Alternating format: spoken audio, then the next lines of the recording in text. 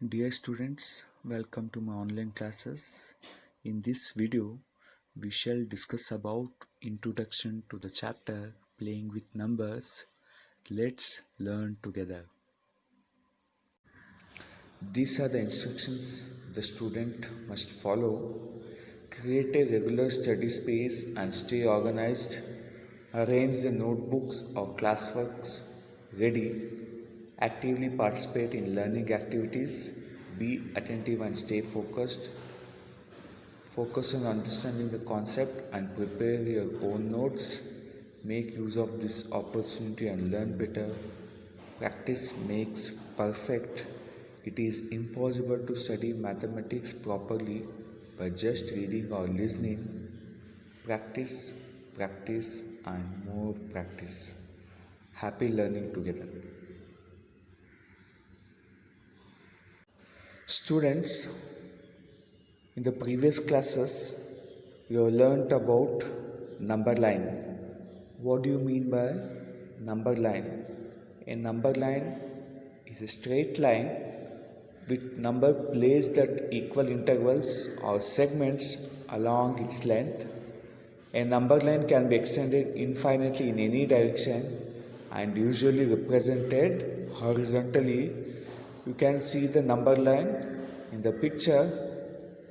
It is extending in the positive direction as well as negative direction.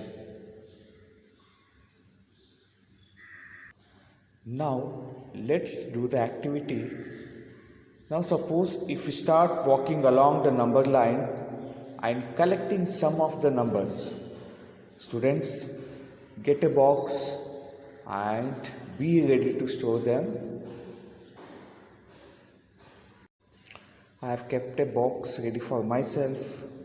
Prepare a box on your own and be ready to store the numbers in these boxes, and we shall differentiate the different types of numbers by walking on the number line. Now we'll start collecting the numbers. Now let's begin with picking the only counting numbers starting from 1, 2, 3, 4 and so on, and I'll put it in a box. These numbers are called as natural numbers. The counting numbers are called natural numbers. Usually we denote it by n. I'll repeat, the counting numbers are called as natural numbers. It is denoted by n. Oh, now I'll turn and walk all the way back, pick up 0 and put it into the bag. These numbers are called as whole numbers. It is usually denoted by W. Whole numbers are those natural numbers with 0 is called as whole numbers. Usually it is denoted by the letter W. Now my second box is filled with whole numbers. Let's fill the third box.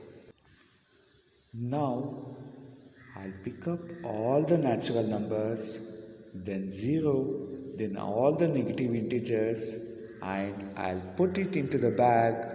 Now this collection of numbers are called as integers.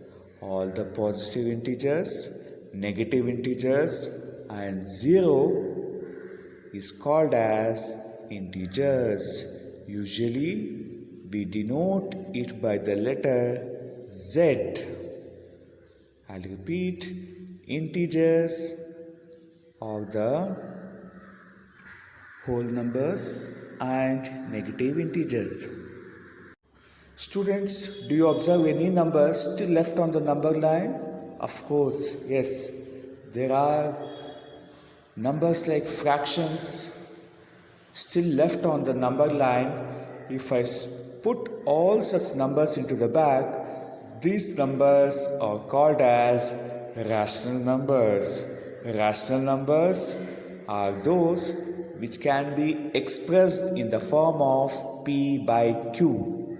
Rational numbers are those which can be expressed in the form of P by Q or called as rational numbers. The important condition is the denominator must not be equal to 0.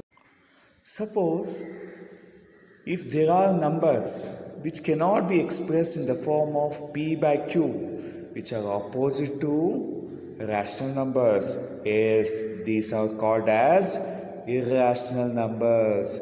The numbers which cannot be expressed in the form of P by Q, these numbers are called as irrational numbers. Example, root 2, root 3, pi, and many such examples we can give. These are called as irrational numbers.